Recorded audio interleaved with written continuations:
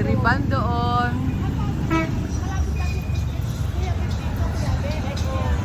Ayan, tapos ito po ang likod ng ito po yung likod ng ayan, ito po yung likod. Mayroon pong bangko dito sa likod. Tapos dito sa side, ito po ang side niya. Side.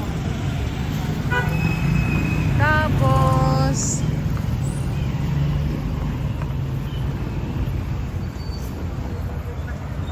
pagpapunta po tayo dito, McDonald's.